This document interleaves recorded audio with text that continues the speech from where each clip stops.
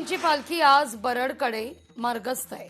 पुष्पवृष्टी करत निरोप देण्यात आलेला आहे। सातारा जिल्ह्यातून रामनगरी फलटणमधील भक्तिमय मुक्कामानंतर माऊलींची पालखी टाळ मृदुंगाच्या गजरात बरडच्या दिशेनं मार्गस्थ होतीये। साधारणतः संध्याकाळी 6:30 वाजता बरड इथल्या पालखी तळावर पालखी दाखल होईल।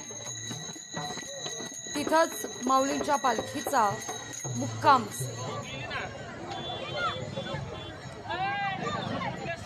या सगळ्याविषयी अधिक माहिती घेण्याकरता थेट जाऊया आपले प्रतिनिधी इम्तियाज मुसावर यांच्याकडे।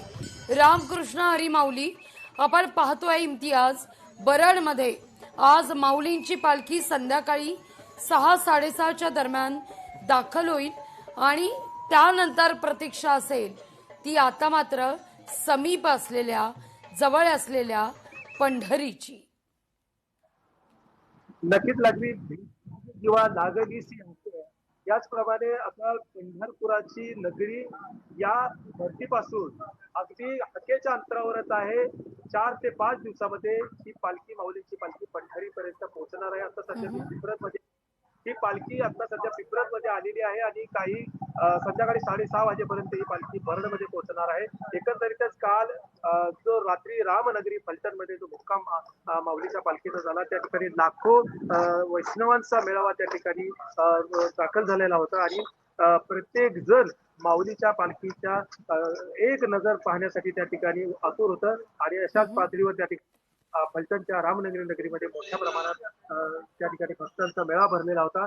आज सकाळी 6 वाजता रामनगरी फलटण मधून माऊलीची पालखी बरडच्या दिशेने रवाना झालेली आहे। संपूर्ण पालखी मार्ग हा भक्तांनी भरगच्च भरलेला आहे। वेगवेगळ्या पद्धतीच्या सामाजिक संस्था त्या ठिकाणी वारकऱ्यांची सेवा करताना आपल्याला पाहावयास मिळत आहे। आता सध्या माऊलीची पालखी पिंपरमध्ये आलेली आहे। पिंपरमध्ये थोडा आज 1 तास त्या ठिकाणी विसावा असणार आहे आणि त्यानंतर वडजल आणि वडजल नंतर त्या ठिकाणी बरडमध्ये ही पालखी रवाना होणार आहे। अगदी इम्तियाज, धन्यवाद तुम्ही दिलेल्या एकूणच या सविस्तर माहिती करता। लोकशाही मराठी ऐका, पहा, जागरूक रहा।